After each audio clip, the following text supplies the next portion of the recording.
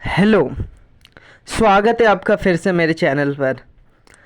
आज की जो हमारी क्लास है उसमें हम लोग rules of debit and credit सीखने वाले हैं कि आखिर कब किन ट्रांजैक्शंस को डेबिट किया जाएगा और कब किन ट्रांजैक्शंस को क्रेडिट किया जाएगा। इन्हीं डेबिट क्रेडिट के रूल्स को हम लोग सीखने वाले हैं। तो आज की क्लास को चलिए बिना टाइम वेस्ट करे हुए स्टार्ट कर देते हैं।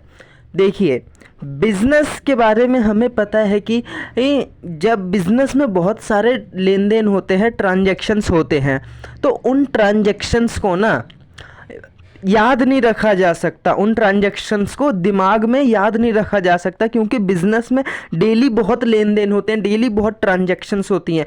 तो इससे समस्या का समाधान निकालने के लिए बिज़नेस ने अकाउंट्स को मेंटेन करना सीखा, बुक्स में ट्रांजैक्शंस को लिखना स्टार्ट करा। और जब बुक में ट्रांजैक्शंस को लिखा जाता है ना डेली बेसिस पे, वो कहलाती है जर्नल एंट्री। ठीक है, चलिए देखते हैं क्या होता है जर्नल एंट्री। देखिए, हमें अभी पता चला था कि बिजनेस इन ट्रांजैक्शंस को याद नहीं रख सकती। काफ़ी ज़्यादा बिजनेस में ट्रांजैक्शंस होती हैं, डेली बहुत सारे लेन देन होते हैं। तो इस समस्या का समाधान निकाला था कि जब हम बिजनेस में जितने भी लेन देन होंगे डेली बेसिस पर उसे बुक में लिखना, डे टू डे, वो कहलाती है हमारी जर्नल एंट्री।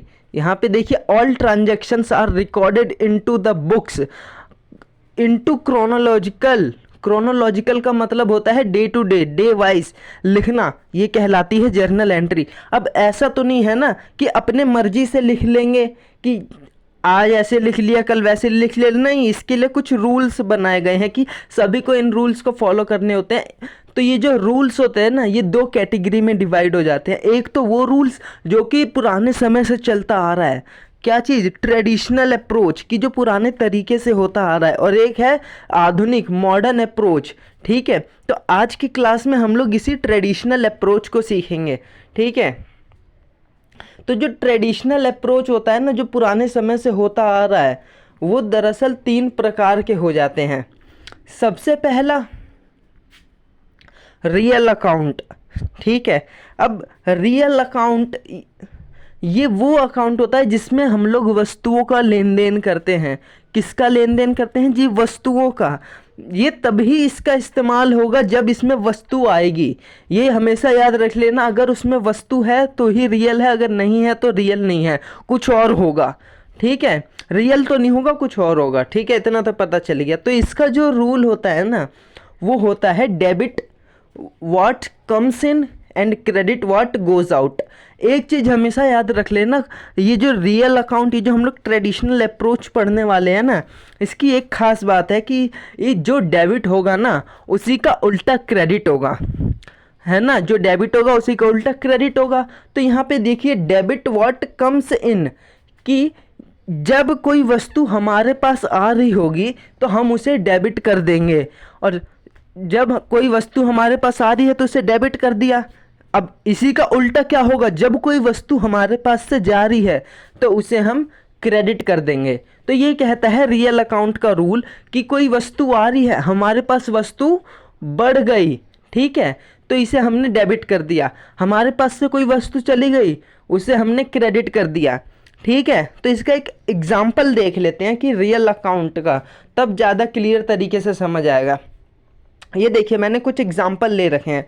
जैसे कि सबसे पहला एग्जाम्पल क्या होगा, मशीन परचेज ₹20,000।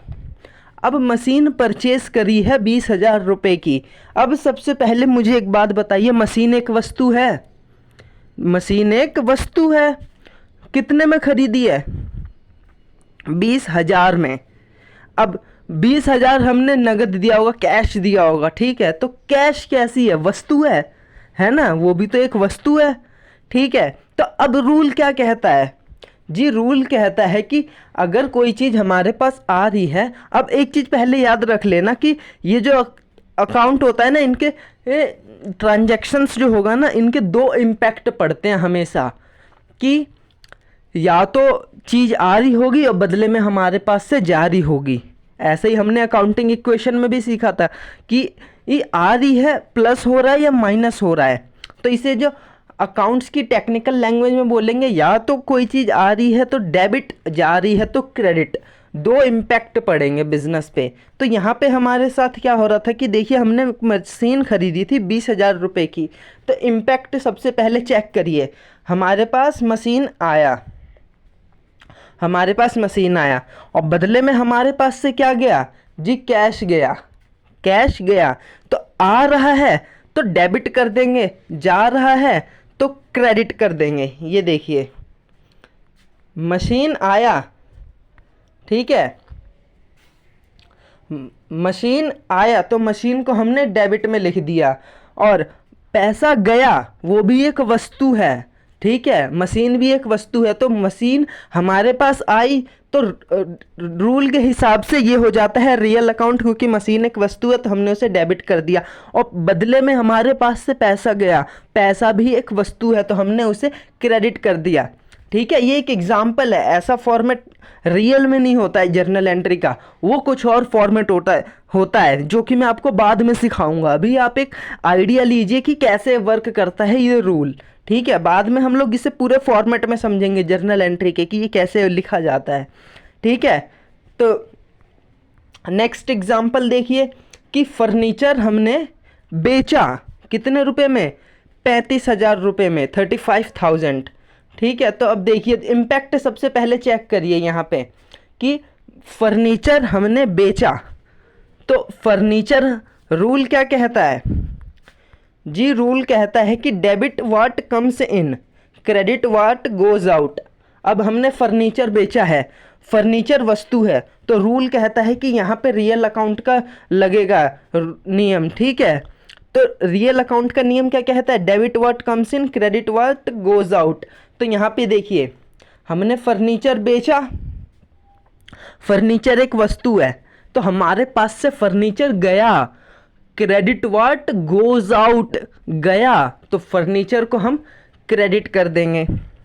और बदले में हमारे पास क्या आया, पैसा आया, पैसा वस्तु है तो यहाँ पे वस्तु, यहाँ पे वस्तु आया तो रूल लगेगा रियल अकाउंट का, तो इसे डेबिट कर देंगे जी। कैश आया, हर ट्रांजैक्शंस के दो ही इम्पैक्ट होंगे, दो ही अकाउंट बनेंगे, ठीक है।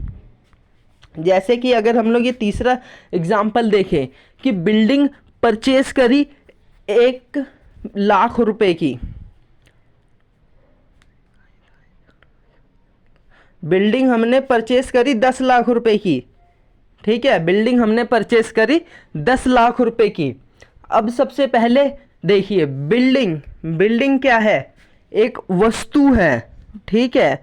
और अब इम्पैक्ट चेक करिए यहाँ पे, एक तो बिल्डिंग है, ठीक है, और एक कैश है, ठीक है। तो बिल्डिंग क्या है, वस्तु है, कैश वस्तु है, तो दोनों में ही रियल अकाउंट का नियम लागू होगा, ठीक है। तो रियल अकाउंट का नियम कहता है, देखिए फिर से, debit what comes in, credit what goes out.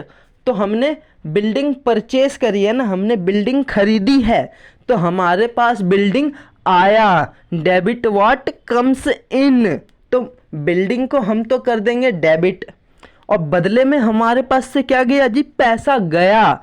तो पैसा हमारे लिए क्या था, वस्तु था, तो यहाँ पे रियल अकाउंट का नियम लागू होगा कि क्रेडिट व्हाट गोज आउट, कि पैसा गया तो उसे हम क्रेडिट कर देंगे। तो ये चीज़ याद रखिएगा कि जब कभी वस्तु हमारे पास, वस्तु आएगी वस्तु जाएगी, तो जब कभी वस्तुओं का लेन देन होगा ना तो वहाँ पे रियल अकाउंट का नियम लागू होता है, ठीक है। अब बिजनेस ना केवल वस्तुओं में डील नहीं करता है, वो कुछ सेवाओं में भी डील करता है, कुछ सेवाएं का भी इस्तेमाल करता है। जैसे कि मैं कहता हूँ कि रेंट क्या है, रेंट एक सेवा है। कैसे कि आपने एक मकान किराए पर लिया था तो आपने उस मकान की सेवाएं ली और बदले में चार्ज दिया जो कि रेंट कहलाया। आपने वर्कर्स जो होते हैं बिजनेस में उनकी सेवाएं ली, उनसे काम करवाया और बदले में उन्हें सैलरी दी, तो वो क्या है, सेवा, ठीक है। सेवाएं जिन्हें कहते हैं सर्विसेज, कि बिजनेस सर्विसेज भी लेता है और देता भी है। कि मैं कहता हूँ वेजेस, वेजेस क्या हो जाता है जी, वो भी एक सर्विस हो जाती है, ठीक है। फी, इलेक्ट्रिसिटी, इलेक्ट्रिसिटी क्या हो जाती है कि ये भी एक सर्विस हो जाती है कि आपने इलेक्ट्रिसिटी का यूज़ करा, बदले में फिर इलेक्ट्रिसिटी को बिल पेड कर दिया, ठीक है। तो बिजनेस हमेशा वस्तुओं में डील नहीं करता, वो को सेवाएं में भी डील करता है। तो जो सेवाएं हो जाती हैं ना, उनके लिए रूल लागू होता है कि debit all the losses and expenses. अच्छा, एक चीज़ और कि बिजनेस सेवा में तो करता है, सर्विसेज में, और साथ में प्रॉफिट या लॉस भी होता है बिजनेस को। तो ये जितने भी हो जाते हैं ना कि सर्विसेज, प्रॉफिट एंड लॉस, उसके लिए नॉमिनल अकाउंट का रूल लागू होता है, ठीक है। तो नॉमिनल अकाउंट का रूल कहता है debit all the losses and expenses, कि आप डेबिट उसको कर दीजिए जहाँ पे आपका लॉस या एक्सपेंस हो रहा हो, ठीक है। और इसी का अपोजिट क्या हो जाएगा, क्रेडिट आप उनको कर दीजिए जहाँ से आपका इनकम और गेन हो रहा हो, कि debit all the losses and expenses, credit all the income and gain, ठीक है। क्लियर है, ठीक है। देखते हैं एग्जाम्पल इसका। देखिए एग्जाम्पल क्या आ जाता है कि सैलरी पेड इनटू कैश, ठीक है, सैलरी पेड इनटू कैश। अब सबसे पहले मुझे एक बात बताइए कि ये जो सैलरी है ये आपने अपने वर्कर्स को दी होगी, अपने एम्प्लॉयर्स को दी होगी। क्यों दी होगी, क्योंकि आपने उनकी सेवाएं ली होंगी, उनसे काम करवाया होगा, ठीक है, बदले में आपने उनको सैलरी दी है, ठीक है। तो एक तो हो गया कि सैलरी अकाउंट ओपन हो जाएगा, ठीक है। और उनको कैश में दिया है ना, तो जी एक कैश, तो दो इम्पैक्ट हमेशा ही पड़ेगा ट्रांजैक्शंस का, ठीक है। तो अब हमें पता है कि सैलरी क्या है जी, सैलरी एक सर्विस हो जाती है कि वो सर्विस के बदले दी जाती है, वो पेड होती है, कि सर्विस के बदले पेड होगी। तो अब यहाँ पे अपना दिमाग लगाइए, सोचिए कि सर्विस है, सर्विस के लिए हमारा नॉमिनल अकाउंट होता है, ठीक है। तो नॉमिनल अकाउंट का रूल कहता है debit all the expenses and losses. तो सैलरी क्या है, सैलरी एक एक्सपेंस है, एक खर्चा है, तो सैलरी को तो हम कर देंगे जी डेबिट, ठीक है। और कैश क्या है आपके लिए जी, कैश है हमारे लिए वस्तु। ये याद रखिएगा कि हर बारी एक ही रूल लागू नहीं होगा, दोनों का कॉम्बिनेशंस भी लागू हो जाता है, ठीक है। तो कैश हमारे लिए है वस्तु, कैश हमारे पास से गया, ठीक है, कैश हमारे पास से गया। तो देखिए यहाँ पे जब कैश हमारे पास से जाएगा तो क्या रूल लागू होगा जी, credit what goes out, real account का रूल लागू होगा। तो यहाँ पे हम कर देंगे कैश को क्रेडिट, ठीक है, सैलरी डेबिट, कैश क्रेडिट, हाँ, ठीक है। फिर देखिए एक और एग्जांपल से समझते हैं, रेंट पेड इनटू कैश, ठीक है। सबसे पहले इम्पैक्ट चेक करिए कहाँ कहाँ पड़ेगा जी, रेंट, एक तो रेंट पे इम्पैक्ट पड़ेगा और एक हमारा कैश पे पड़ेगा। अब चेक करिए इनका नेचर क्या आ जाता है कि जी रेंट है ना, रेंट यानी कि हमने सर्विस ली होगी, हमने मकान किराए पर यूज़ करा होगा और बदले में हमें उसे पेड करना है, एक्सपेंस हो गया। तो यहाँ पे ये सेवाएं हमने ली हैं, ठीक है। तो सेवाएं के बदले जब भी पेड करते हैं तो क्या करते हैं, उसे डेबिट। और कैश क्या है जी, कैश एक वस्तु है, और जब कभी कैश को, कैश के लिए कौन सा रूल लागू होता है जी, रियल अकाउंट का रूल लागू होता है। कैश एक रियल है, वस्तु है, तो वस्तु जब हमारे पास से जाती है तो क्या करते हैं जी, क्रेडिट, ठीक है। तो यहाँ पे क्या हो जाएगा, rent account debit, cash account credit, ठीक है, ठीक है जी। फिर आ जाता है देखिए wages paid into cash ₹2000। Wages दरअसल ये भाड़ा हो जाता है कि आपने भाड़ा या किराया एक टाइप से समझ लिए कि आपने कोई सर्विस ली, बदले में कुछ चार्जेस पेड करे, कि आपने किसी सर्विस का इस्तेमाल करा, बदले में आपको पेड तो करना ही पड़ेगा, है ना। तो सर्विस ली आपने, तो जब कभी सर्विस के बदले हमें पे करना होता है, कौन सा यहाँ पे अकाउंट का वो नियम लागू होगा जी, सर्विस के नाम से तो हमें याद आ रहा है कि जी नॉमिनल होता है ये। तो अब नॉमिनल होता है कि हमने सर्विस ली, बदले में पेड करा, तो debit all the expenses and gain, यानी कि यहाँ पे हम वेजेस को तो कर देंगे जी डेबिट, है ना। अब हमारे पास से क्या गया, कैश, और कैश के लिए क्या नियम लागू होता है जी, रियल अकाउंट का। तो कैश गया यानी कि वो तो हम कर देंगे क्रेडिट, कैश को कर देंगे क्रेडिट। ठीक है, ठीक है। एक और एग्जांपल देखते हैं फटाक से। फी रिसीव ₹7,000, हमें जी फी रिसीव हुई है, कितनी हुई है जी, 7,000 हुई है। सबसे पहले इम्पैक्ट चेक करिए, एक तो पड़ेगा जी फी अकाउंट पे, फी अकाउंट पे, और एक इम्पैक्ट पड़ेगा कैश अकाउंट पे। ठीक है, अब फी यानी कि हमने कोई सर्विस दी है तभी तो हमें उसके बदले मिला है। ठीक है, तो जब कभी सर्विस के बदले हमें फ़ायदा होता है, इनकम या गेन होता है, तो उसको तो हम कर देते हैं क्रेडिट। तो यहाँ पे हम फ़ी को कर देंगे क्रेडिट। अब कैश एक वस्तु है और कैश हमारे पास आया, तो यहाँ पे क्या नियम लागू होगा जी, रियल अकाउंट है कैश तो, और हमारे पास आया तो डेबिट व्हाट कम्स इन, तो इसको हम कर देंगे जी डेबिट। तो कैश अकाउंट डेबिट, फी अकाउंट क्रेडिट, सिंपल। ठीक है, अब ना हमने क्या सीखा जी, बिजनेस वस्तुओं में डील करता है, सेवाओं में करता है ना, लेकिन बिजनेस को एक्चुअली में पर्सन चला रहा है। ठीक है, एक पर्सन, एक जीवित व्यक्ति। ठीक है, तो अब मेरे को एक चीज़ बताइए, मैं आपको एक ट्रांजैक्शंस बताता हूँ, आप मुझे वो बताइएगा वो क्या चीज़ हो जाता है। कैश रिसीव फ्रॉम मोहन, कि हमें मोहन से कैश मिला, कितना, 10,000 रुपये। इम्पैक्ट चेक करिए, एक तो कैश पे पड़ा और एक जी मोहन से मिला है, और कुछ तो हमें इससे जानकारी नहीं मिल रही, तो एक मोहन पे इम्पैक्ट पड़ा है। ठीक है, अब हम जानते हैं कि कैश तो होता है रियल, तो हमें कैश तो मिला है, तो कैश होता है रियल अकाउंट, और रियल का रूल कहता है debit what comes in, cash को तो हम कर देंगे जी डेबिट, है ना। अब मोहन तो कोई वस्तु नहीं है ना कोई सेवा है, तो ये है क्या, ये पर्सन है। ठीक है, तो यहाँ पे जब कभी पर्सन, किसी व्यक्ति की बात होगी ना, जब कोई व्यक्ति होगा तो उसके लिए एक पर्सनल अकाउंट का नियम लागू होता है।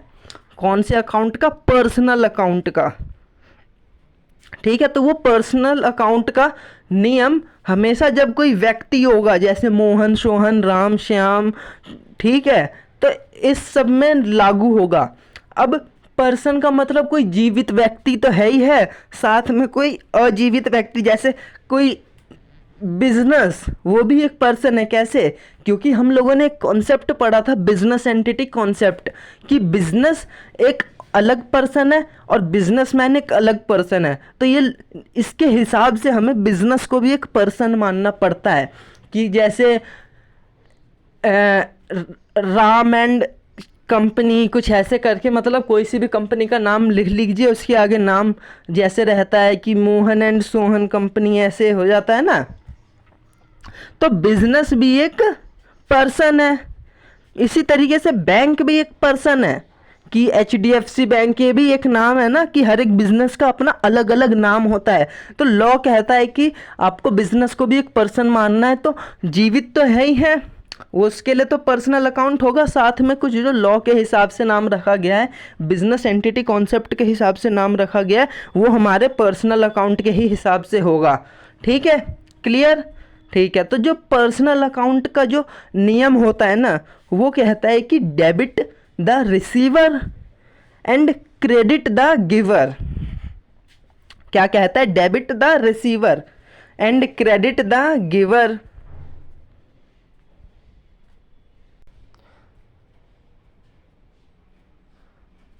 तो क्या मतलब है इसका, कि जब कभी ट्रांजैक्शन में ना किसी पर्सन का नाम आ जाता है, तो हमें देखना होता है कि अगर वो पर्सन कुछ ले रहा है, तो हम उसे कर देंगे डेबिट, और अगर वो पर्सन कुछ दे रहा है तो उसे हम कर देंगे क्रेडिट। ठीक है, एक बार फिर से चलते हैं अपने एग्जाम्पल के पास, तब आपको ज़्यादा क्लियर तरीके से समझ आएगा। देखिए, कैश रिसीव फ्रॉम मोहन ₹10,000, सबसे पहले इम्पैक्ट चेक करिए जी। एक तो कैश पे इम्पैक्ट पड़ा हमारा, एक मोहन पे इम्पैक्ट पड़ा। अब हमें पता है कि कैश एक रियल अकाउंट है और मोहन एक पर्सनल अकाउंट है। क्यों? क्योंकि एक पर्सन है। ठीक है, तो अब रूल चेक करिए। मोहन से हमें पैसा मिल रहा है, मिल रहा है, तो रूल क्या कहता है पर्सनल अकाउंट का? देखिए, जब कभी आपको किसी से पैसा मिल रहा हो तो उसे आप कर दीजिए डेबिट। देखिए, यहाँ से पैसा मिल रहा है तो उसे कर दीजिए डेबिट, कि मोहन अकाउंट डेबिट। और बदले में हमें क्या कैश मिल रहा था ना हमें, तो कैश जब हमें मिल रहा हो तो उसके लिए हमें कौन सा रूल लागू करना होता है? देखिए, रियल अकाउंट होता है कैश,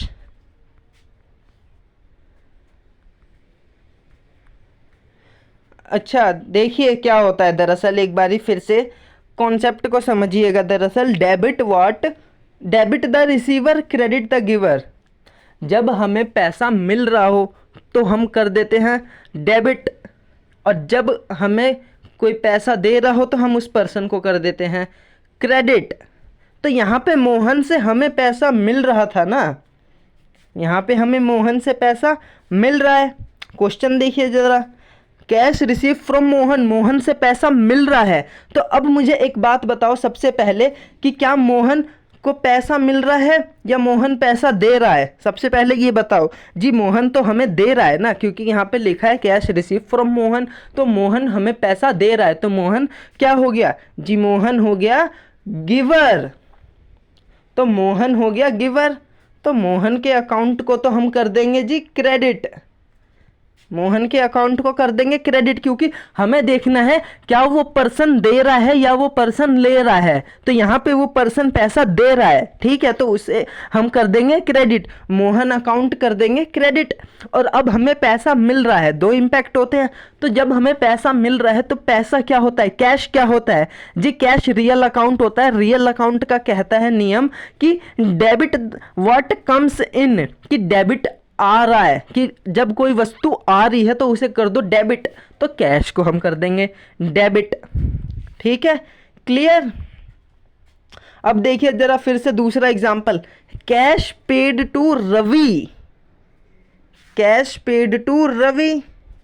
अब इम्पैक्ट चेक करिए सबसे पहले जी। कैश पे जाएगा एक तो इम्पैक्ट, और जी रवि पे जाएगा, है ना। अब कैश क्या है ये तो अब हमें पता चल गया, बार बार बताने की जरूरत ही नहीं है। कैश एक रियल अकाउंट है, रियल अकाउंट का नियम कहता है debit what comes in, credit what goes out. तो कैश हमारे पास से गया तो कैश को तो हम कर देंगे जी क्रेडिट, कैश अकाउंट क्रेडिट। अब रवि, अब रवि को देखिए, क्या रवि गिवर है या रिसीवर है? रवि को पैसा मिल रहा है या रवि पैसा दे रहा है? तो यहाँ से तो हमें लग रहा है कि रवि को पैसा मिल रहा है। तो अब पर्सनल अकाउंट का नियम याद करिए क्या होता है, ये देखिए, debit the receiver, credit the giver. तो यहाँ पे रवि को पैसा मिल रहा है, उस पर्सन को पैसा मिल रहा है, तो उसके अकाउंट को कर देंगे डेबिट। तो ये चीज़ बस याद रखिएगा, ठीक है। तो आज की क्लास में हम लोगों ने सीखा था कि जर्नल एंट्री पास करते समय हमें ट्रेडिशनल अप्रोच का कैसे यूज़ करना होता है, ठीक है। उसके क्या रूल होते हैं?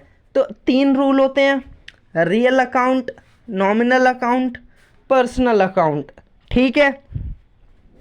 रियल अकाउंट तब इस्तेमाल होगा जब ट्रांजैक्शंस में कोई वस्तु आ रही होगी, जैसे machinery, furniture, building, equipment, car, जब मतलब कोई भी वस्तु आ रही होगी ट्रांजैक्शंस में तो हम रियल अकाउंट का इस्तेमाल करेंगे।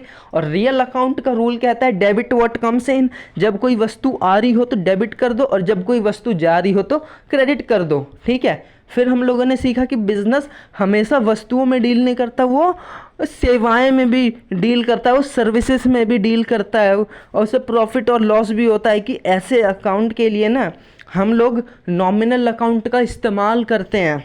कौन से अकाउंट का? नॉमिनल अकाउंट का।